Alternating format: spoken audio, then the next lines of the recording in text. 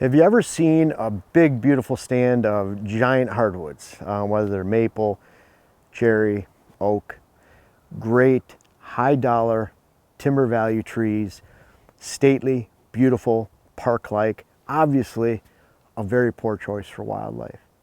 Concept that I've seen hammered home over and over again throughout the country, doesn't matter what state that I've been in. Lower the timber value of the habitat that you're looking at. Typically, the more wildlife value there is.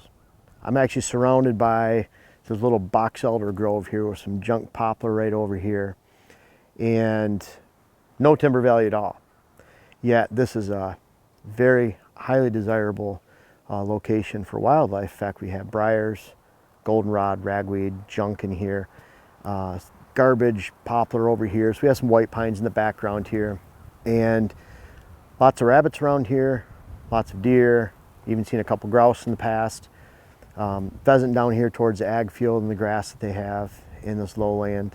But really, when you think about that, when you're scouting public land, one of the things you can do when you're looking at aerial photo is you can eliminate large blocks of contiguous, mature timber from really focusing on your scouting efforts.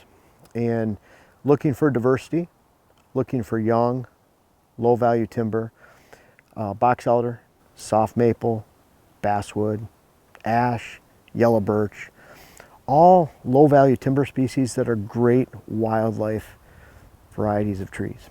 And so think about that. It doesn't matter if you're scouting public land from the air, maybe you're looking at your next purchase for land. The more diverse, the lower the quality of habitat, the lower the quality of timber value, you might just find a true gem. And you know, a lot of times you're really just not paying that much per acre when you don't have those big hardwoods. And hardwoods, there's a big responsibility for managing those. It's not to say that you can't manage them for wildlife, but boy, I've been on properties that are 200 acres of mature timber that you could see through from one side to the next. In lower Michigan, say some flat area. East of Big Rapids, I think was the location I was in for that.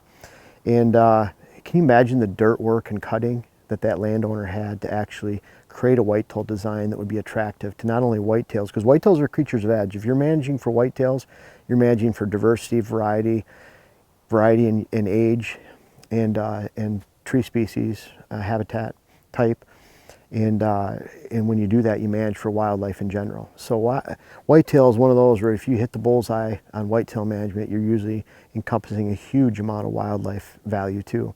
All open hardwoods, very hard to change. You start with 40 acres of this, or you have mixed pines. We have a few oak in here, some stands of poplar, and of course box elder.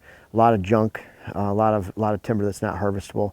Outstanding wildlife habitat. That's why I love hunting on this property. We saw, we've seen a lot of bucks over the years, a lot of does, and a great deer herd around this area. Keep that in mind when you're scouting this year, maybe when you're looking for that next new parcel. And I think you'll be on target when you might focus on lower timber value as opposed to those great stately hardwoods.